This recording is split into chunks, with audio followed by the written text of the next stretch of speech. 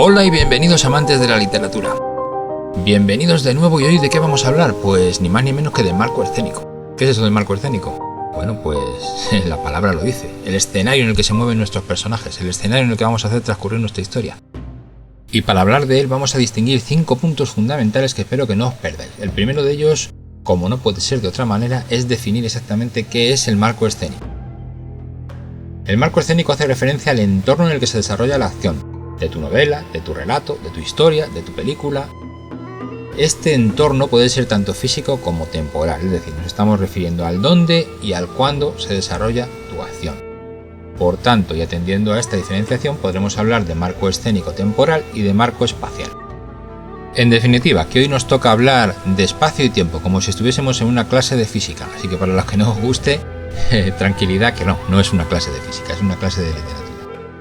En nuestro segundo punto hablaremos de marco escénico temporal, es decir, vamos a abordar el tiempo.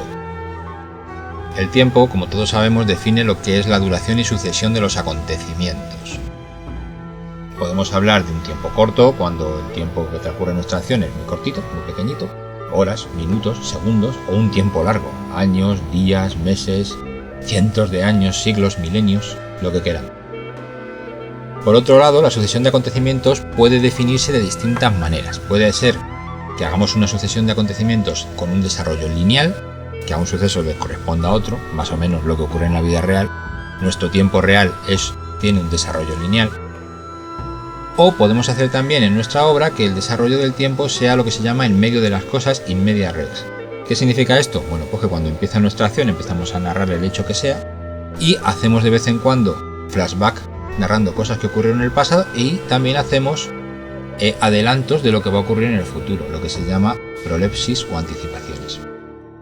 O flash forward, que queda muy chulo. En definitiva, una narración que desde un punto intermedio va hacia atrás o hacia adelante según nos interese. Y luego existe el puro y duro flashback. El flashback, que es empezar la narración desde el final y luego retroceder hacia el pasado para contar lo que ha ocurrido. El flashback se suele utilizar como un efecto dramático y lo que busca es llamar la atención del lector diciéndole lo que va a ocurrir, no despejando todo y haciendo que el interés no esté en qué es lo que va a suceder durante la novela, sino por qué se ha llegado a una determinada conclusión. Ese es el interés que hace que este tipo de historias con flashback muevan al lector a continuar la lectura. Hemos hablado, por tanto, de 2 figuras retóricas dentro de la literatura que son importantes que tengáis claras, que son la analepsis o retrospección, llamada también flashback, que es el salto hacia atrás, y la prolepsis o anticipación, que es el salto hacia adelante, el adelanto de acontecimientos. En el cine encontramos muchas películas que hacen uso de este tipo de figuras. Más ejemplificante de este tipo puede ser Terminator, la saga de Terminator, donde te encuentras tanto algunas partes que son directamente un puro flashback.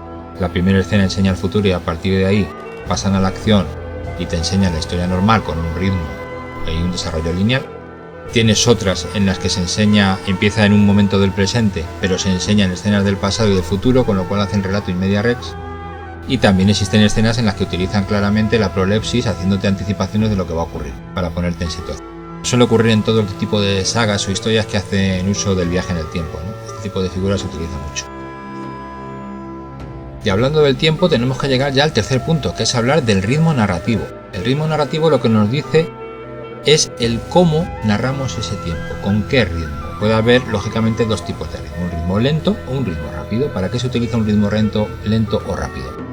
Pues bien, cuando queremos dar mucha acción o queremos crear una sensación de urgencia en el lector, utilizamos un ritmo rápido, aceleramos la acción. Eso se ve en el cine. En el cine, cuando haces una escena de acción, una pelea, un combate, se utiliza siempre un ritmo narrativo rápido. Las escenas se suceden con mucha velocidad, tanta que a veces ni se ve lo que pasa en el cine, ¿no? Y luego, cuando quieres dar dramatismo, cuando quieres crear un efecto mucho más emocionante en el espectador, lo que utilizas es un ritmo lento. También tienes en el cine escenas en las que se utiliza el slow motion, incluso la cámara lenta, para hacer que algo resulte muchísimo más dramático. Esto lo utilizó muchísimo Matrix y lo han utilizado después incontables películas en las que ralentizar una escena hace que nos cause mucha más emoción, aparte de ahorrar efectos especiales. Por último, en cuanto al marco temporal, nos toca hablar de la percepción del tiempo. La percepción del tiempo es cómo perciben nuestros personajes el paso del tiempo en nuestra narración. Puede que no te lo hayas planteado, pero tus personajes, igual que las personas reales, perciben el tiempo de distinta manera. Hay una percepción objetiva, que es percibir el tiempo tras cual transcurre. Un minuto es un minuto, un segundo es un segundo, una hora es una hora. Es una percepción objetiva, de tiempo objetivo. Pero existe también una percepción subjetiva, que es cuando un personaje percibe un hecho de manera más lenta o de manera más rápida porque lo percibe de forma subjetiva. Si alguien le está sufriendo, por ejemplo, un segundo se le puede hacer una eternidad. Eso lo tienes que trasladar a tu novela. Tienes que jugar con los tiempos que perciben tus personajes. Un ejemplo de esto un poco extremo lo puedes ver si habéis visto el Snyder Cut de la Liga de la Justicia. La escena de Flash rescatando a su novia, veréis cómo primero estamos en tiempo objetivo, tiempo normal, y luego cuando se produce el accidente pasamos a tiempo subjetivo, en el que se ve todo desde el punto de vista de Flash y en el que un instante en el que consigue rescatar a la novia se convierte en 3, 4, 5 minutos de visionado, ¿no? Y consigue con eso un mayor dramatismo. Es un ejemplo perfecto de juego con la percepción del tiempo por parte de los propios personajes y que afecta también a la percepción del tiempo del espectador. Y ahora por fin llega el tiempo de hablar del marco escénico espacial, es decir, del dónde transcurre la acción, del entorno físico. No penséis que esto es un dato menor, el entorno físico es muy importante en vuestras novelas. Aunque sea algo escrito, el entorno físico va a marcar mucho vuestros personajes. Hay 3 puntos fundamentales en los que os va a ayudar el desarrollar de forma bien precisa vuestro marco espacial. Y son: 1. Dar credibilidad a la historia. Vuestra historia será más creíble si vuestro entorno es creíble. Así que el marco espacial en el que desarrolléis la historia debe de estar muy bien trabajado. 2. Contextualizar a los personajes. Vuestros personajes pueden estar perfectamente hechos, caracterizados, comportarse con el comportamiento que deben de tener, pero si el marco en el que le estáis moviendo no es el adecuado, vuestros personajes también fallarán. Así que el marco escénico os permite contextualizar a los personajes. Y luego, por último, el marco espacial os permite también producir efectos ambientales simbólicos que pueden ayudar a la acción. Lluvia en una escena dramática, nieve para que alguien esté encerrado o atrapado en un lugar, una habitación pequeña para crear un ambiente sofocante, etc. El marco espacial os permite crear un contexto que ayuda a la historia. Lógicamente, ¿cómo hacemos para crear ese marco espacial? Pues hombre, la herramienta principal que tenemos todos los escritores es la descripción. Y las descripciones pues pueden ser muy detalladas o poco detalladas, depende. Normalmente es preferible una descripción más detallada que una poco detallada. ¿Por qué? Porque ayudará a que el lector se identifique con el entorno y se quede más metido dentro de ese entorno, ¿no? Lo que queremos es que el lector se sienta en una experiencia inmersiva cuando está leyendo una novela. Pero tampoco hay que abusar de las descripciones. Un exceso de descripciones puede distraernos, puede aburrirnos, puede desanimarnos de leer algo. Hay obras, y no voy a nombrar el escritor, en la que he visto como una novela pasaban varias páginas describiendo una puerta, cada uno de los relieves de una puerta. Llega a aburrirte y a sacarte completamente de lo que estabas leyendo. No se trata de eso. Hay que describir concienciadamente, pero hasta un punto. En el siglo XIX se llevaban mucho las descripciones muy exhaustivas y tenían un gran efecto. La verdad que hay grandes novelas de esa época. Por ejemplo, las novelas de Drácula, la descripción de los Cárpatos, la descripción del castillo, del entorno, de la noche, de los animales, es casi tan importante como la propia historia. Y en ese caso esas descripciones exhaustivas les van como anillo al dedo a ese tipo de historias. Otro ejemplo un poco más moderno podría ser Lovecraft. Lovecraft hace unas descripciones que llegan a ser casi patológicas, ¿no? Te dice cada detalle, pero también, sin embargo, hacen que el entorno de Lovecraft sea tan importante como su persona. De hecho, muchas veces uno recuerda más el entorno que el propio protagonista de las historias de Lovecraft. Y no es malo, porque en su estilo consigue lo que quiere. Ahora, es cierto que es un estilo recargado y que para algunas personas puede resultar que pueda llegar a ser hasta cansado. Pero consigue lo que busca. Y lo que tienes que saber como escritor es realmente lo que buscas tú. Así que ahí es donde debes de medir tus descripciones.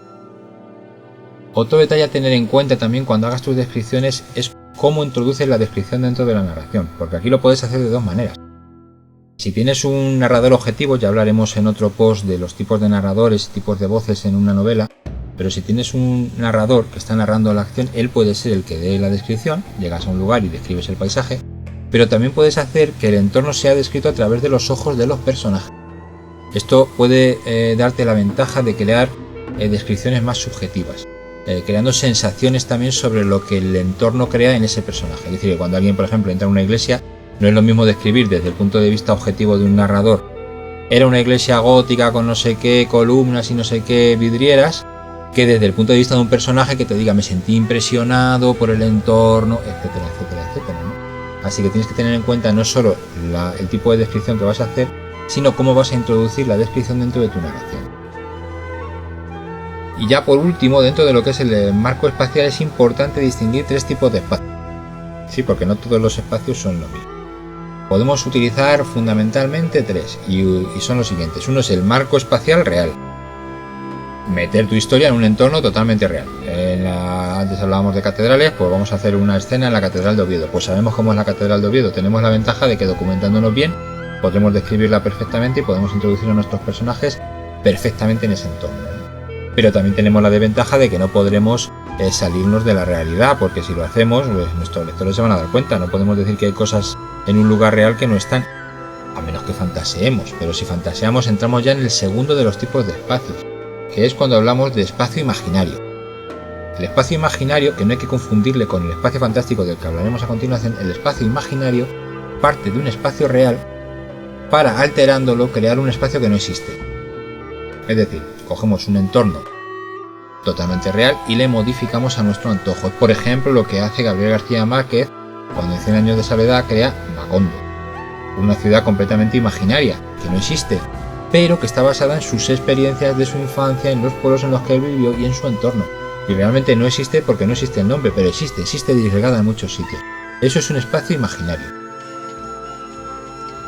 Estoy pensando ahora, por ejemplo, en la obra del Quijote, en la que podría pensarse que también se habla de un espacio imaginario, pero no es así, no es como la obra de Márquez, ¿no? Porque realmente el Quijote transcurre en un espacio real. Los pueblos que nombra, las posadas que dice, los lugares por los que va pasando el pobre Alonso Quijano, existían en la realidad en la época de Cervantes.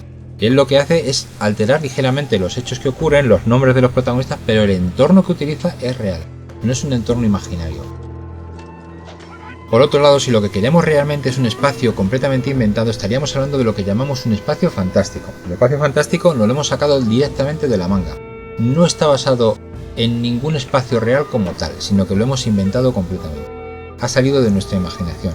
Pero, como ya hablamos en el post anterior sobre la imaginación, esta realmente no inventa, sino que se basa también en hechos reales. Así que bueno, esto es así en cierto modo. Digamos que los espacios fantásticos no existen en la realidad, no se basan en nada real, aunque los construimos basándonos en cosas reales. Un buen ejemplo lo podemos encontrar en los planetas y escenarios de la Guerra de la Galaxia. Si os acordáis del planeta Naboo, la famosa escena en la que llegan a una plaza rimbombante del planeta, toda muy fantástica, en realidad está grabada en Sevilla, y lo que se ve es la Plaza Mayor de Sevilla, pero claro, reimaginada por los efectos especiales. Es un buen ejemplo de un espacio fantástico y de cómo realmente funciona nuestra imaginación. Bueno, llegados a este punto y recopilando, deciros que el marco escénico de vuestras novelas es algo fundamental y que debéis trabajarlo tanto como los personajes. Documentaros, crearlo bien, tener en cuenta el marco escénico temporal y el marco escénico espacial para hacer que vuestra obra sea una obra realmente redonda, creativa, imaginativa, pero realista y coherente. Y como siempre, si os ha gustado, dar a la campanita y suscribiros. Mandadme vuestros comentarios y decidme qué os ha gustado, qué no os ha gustado y si queréis sugerirme nuevos temas de los que hablo en el canal. Así que muchas gracias a todos y hasta la semana que viene.